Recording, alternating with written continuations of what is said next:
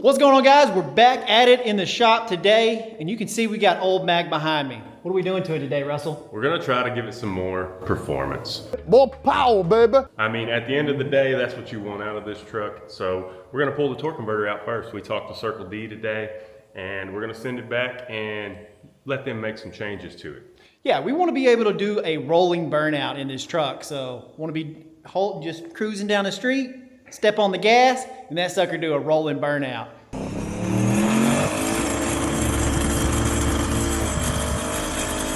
But with those 24-inch by 12 JTX Forge wheels, the torque converter and the power that we have now is just not cutting it. So Circle D, we just talked to them. They said that they can make it happen. We're gonna get it reworked. So we're gonna pull that thing out now. And then we've got a lot of other stuff we gotta get done to this truck before we head to LS Fest East. Yeah, we're heading to Kentucky to Holley's headquarters for the big LS Fest is what everybody says. We thought the one in Texas was big, but evidently this one's where it's at. This is the one. So, the bee's knees. Yeah, this is where Holley's headquarters is at. We're gonna get to go tour Holley's headquarters. While we're up there, we're gonna be in the Holley booth again this year, or again like we were at LS Fest Texas. We're gonna put this camera down and we're gonna get to work, guys.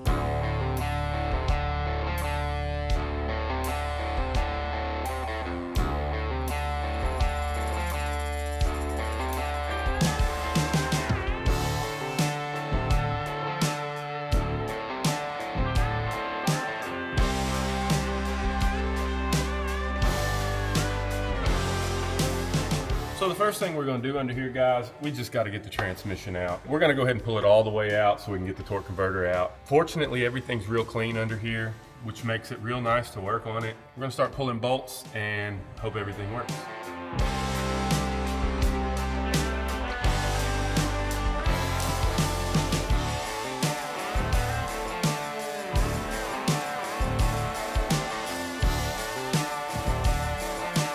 Bolts are on that transmission. You tell me. I don't know, you got them all off, but you missed one. It's up at the very tip top. I gotta take my hat off. Oh, I see it. You see it? Righty tighty, lefty loosey. Got it.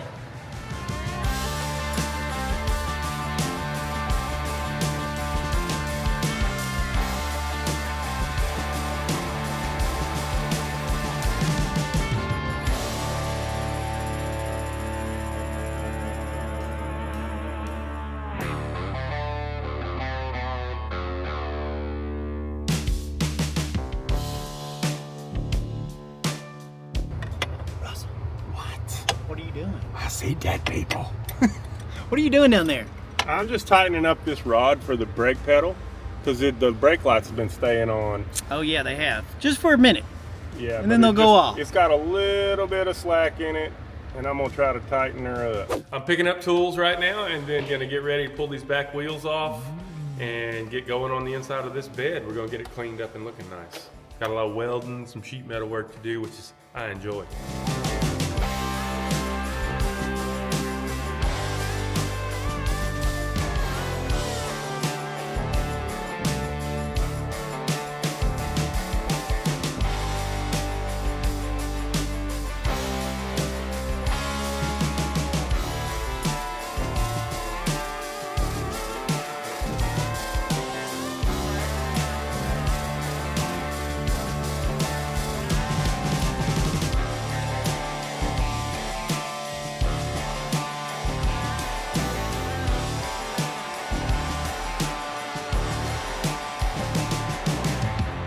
I made these pieces a while back when we initially did all of this. You can look at them real close and see, but I kind of hand formed these shapes and they're to go in the spots where we had to widen everything. So I'm gonna start fitting these along with this. This is gonna be the front edge of it so that I'll have the flange for the tub to bolt to there. So I just need to get everything in there, tacked in place, marked off. I can trim the excess off.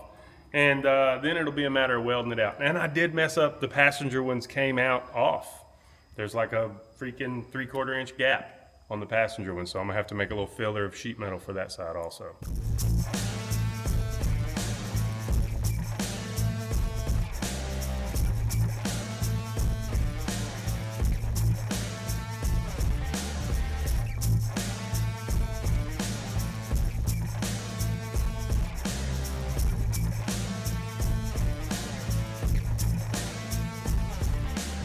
So I've got all my pieces cleaned up. I wanted to get everything cleaned up and prepped, and it was late in the day already. And I'm gonna be real honest with you guys. I do not like welding late in the day when you're going to leave. It makes me nervous because I've seen cars in the body shop burn down. I'm gonna be doing a lot of welding back here next to this gas tank, so I don't wanna take any chances. So really cleaning up this afternoon, and then first thing in the morning, I'm gonna get in here, start tacking things up. Overall, I'm pretty pleased. We got the trans out today. We've got the torque converter boxed up, ready to be shipped out. I've got all my pieces cleaned up. Everything's made for this thing. The fender tubs are out, just ready to start welding everything up and going back together. We're back at it this morning, and I've got everything ready to go. So I'm gonna put my head down. Chase is gone on vacation. Destination unknown.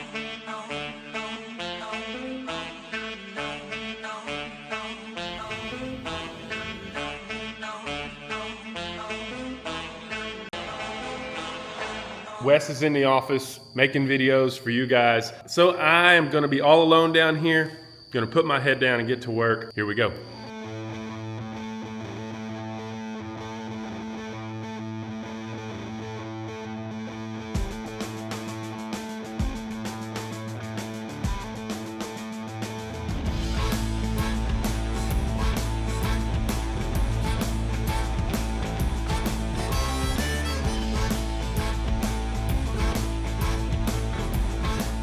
So I've got everything tacked up inside the bed here. All my pieces are in and tacked in place, and I'm happy they all turned out pretty good. I got a couple of crappy gaps. Really the next thing I gotta do is when we tacked everything in before all the other shows, this passenger side, I just got in a little bit of a hurry on it. I've got some overlap, and you want all these pieces where they meet up to be flush so your finished product can be nice and flat also. I'm gonna cut out a section at a time, just cutting my line through there and then getting some tacks on it and working my way down.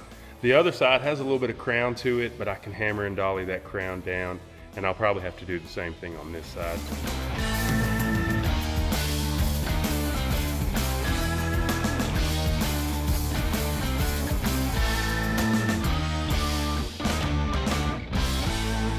Well, there you have it. I've got all that tacked up and flat again.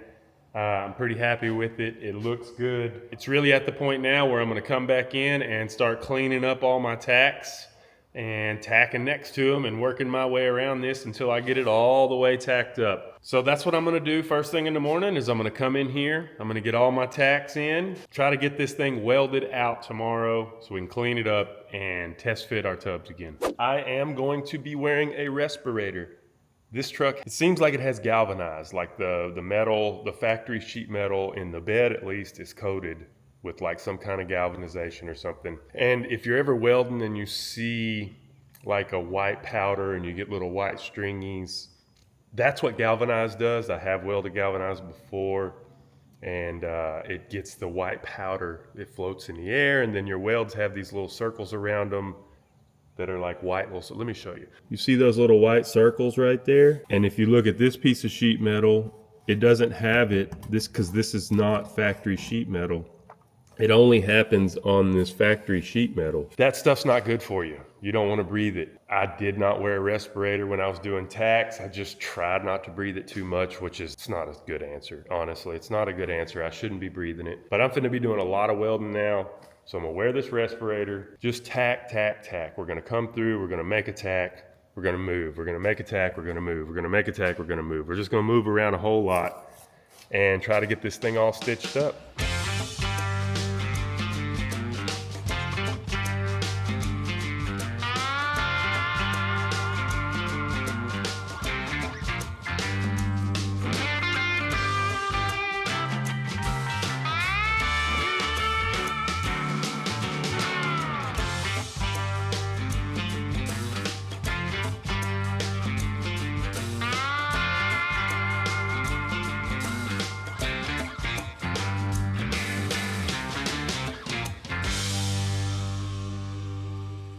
Doggy got all that welding done.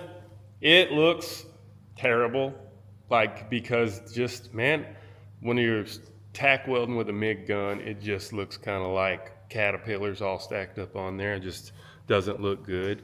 I'm gonna try to start getting grinding. I'm not gonna get it done. I'm going to see my daughter do gymnastics this afternoon. I don't get to go every Friday, But I'm gonna go see that, so I'm gonna get as much done as I can between now and then.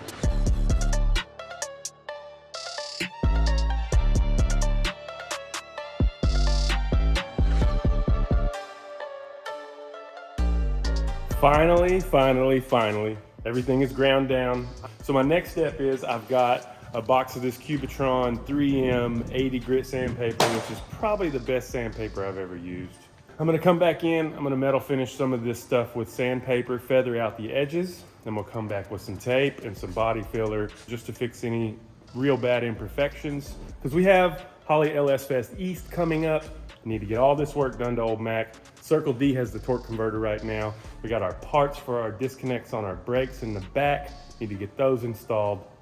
And then we're gonna do some boost control, air management style boost control.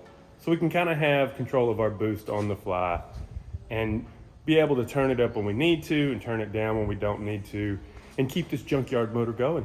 What's happening, Russell? It's too hot for this body filler. I know the product's a little old, but I've never had it dry that fast, even with old products. Trying to get it on there fast enough. It took me 3 attempts to get it on there. So this is the only filler I'm gonna put on today. And then first thing in the morning, I will put more filler on. I need to get it close to being in shape, because if I just leave it unmolested, it's gonna be hard as a rock in the morning. All right, so you're about to sand? Just gonna sand. All right. Just a little bit of sanding.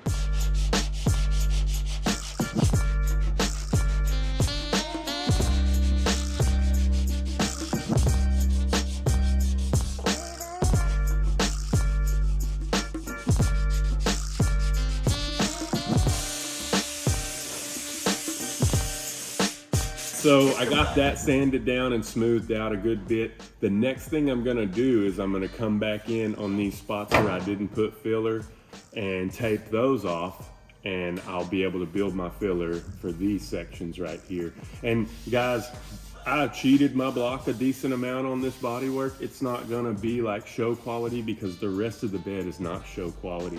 There's dents and dings and scratches, and if we were bed linering it, it would be fine, it would cover it up. And if we wanted to go further with it, it would just be a matter of doing more body work. But for now, I'm gonna get this body work knocked out so we can move on to the other side. It's the money, it's the money, yeah.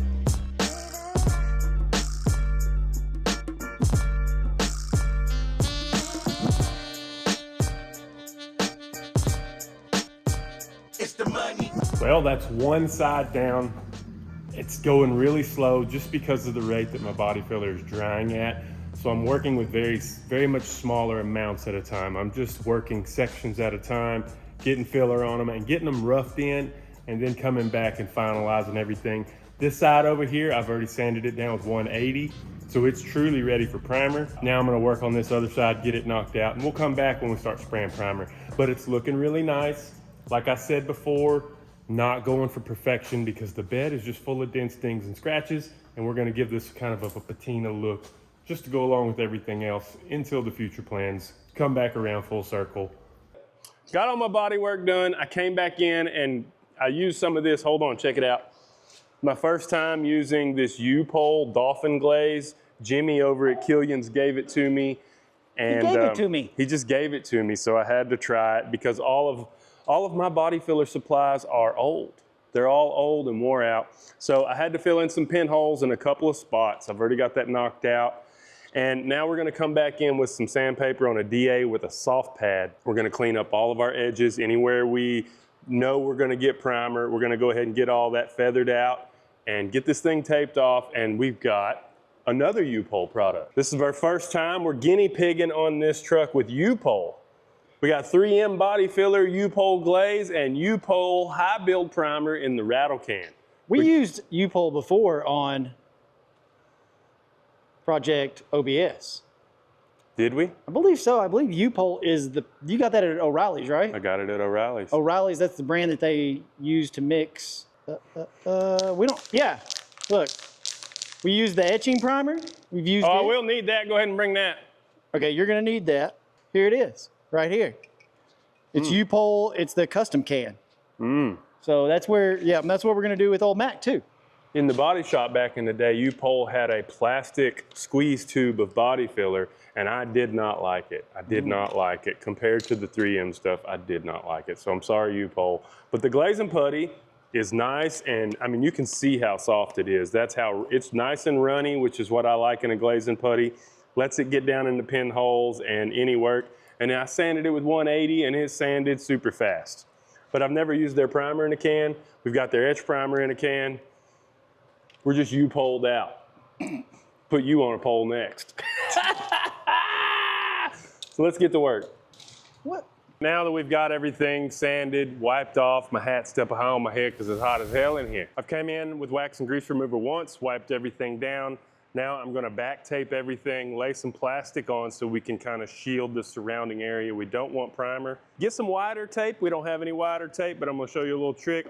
When you're taping things off, you want part of the tape to be stuck to the thing and the other part to be sticking up. So your plastic can stick to that, and so it gives you a softer line right here. So you don't have a really, really hard line of primer, because in this truck, it's not gonna matter that much, but if you were making something nice and you put a hard line in your primer, that might show up forever. Forever, forever, ever, forever, ever. Try not to have any hard lines. It's better to let it feather out to the edges. But if you do need a line, back tape it a little bit and have that rolled edge so your primer doesn't build up that hard line on that edge. So now you're taping it. Just sticking it down a little tight so we can pull that tape back a little bit. Then we're gonna wipe her down one more time. Are we? I just think it's the spray paint that don't like it. They like to, because even on the directions it says to use wax and grease remover. Next step in this is we're gonna get a little bit of etch prime, and we really just wanna get a real light dusting of that on there. So I'm gonna come back and just go over all these spots with bare metal and kind of dust a little of this etch prime on. Then we'll let that dry and we'll come back with the regular primer. Is it not working right? You see all these blots coming out of it? Let me get in here and look. So I'm gonna have to come back in and knock those down. I mean, it's not that big a deal because we're trying to do patina anyway. Yeah, that's not that bad, So- but why? I hate that. Spray paint cans always seem to do that. Sometimes, you know what I mean? Yeah, be all right, we got it. We're done. We are ready. We're gonna spray this primer. I've been shaking it longer than 2 minutes, which means I've actually been playing with it. But we're gonna try to get a couple coats on here. Just get in here and get it covered. Try to stay away from the edges until the very end as much as possible. And we're gonna be done with this for the day because we're going out to Lafitte Fabrication. I see you know what it is? It's just overspray. It's dust, overspray. I was like, what is, I don't know if y'all can see this. But we're supposed to wait, What are you supposed to do? how long between coats? 5 minutes. 5 minutes between coats. Yep, so we're gonna turn the fan back on and stand in front of it, and we'll be back in a minute. I'm gonna put on coat number 2. That's what it do. It's Power Wild, baby, what that do? It almost seems too dang hot in here. That's what I'm thinking is why it's Drying dry. so quick. You didn't want to blow that other stuff off? No, because it's not really coming off like you're thinking. I guess it is. Yeah, buddy, it's like, is. it's like dust. Dang, okay. Look You're at that. right, It's I'm it's wrong. like a ton of dust. Oh yeah, dude, it's too hot. Right as soon as it comes out that can, it's drying. We're gonna stop on this because the weather is just not gonna cooperate. So I'm gonna let it dry to where it is now, and then we'll come back in first thing in the morning and I'll hit it with some gray Scotch-Brite to clean up any of this crap that's on here. Blow it off, wipe it down again, and try to do it early when it's not so hot. Next time on The Journey, HQ. I was just watching, and now these son of a just talked us into welding in front of somebody. It's like welding in front of all of Instagram. You are about to wail. I was gonna leave, and I'm gonna wait now. Oh, you want to see me? Hold on, hold that up. You want to stand over it and lean like this and dab it in there? This and why? Swap hands.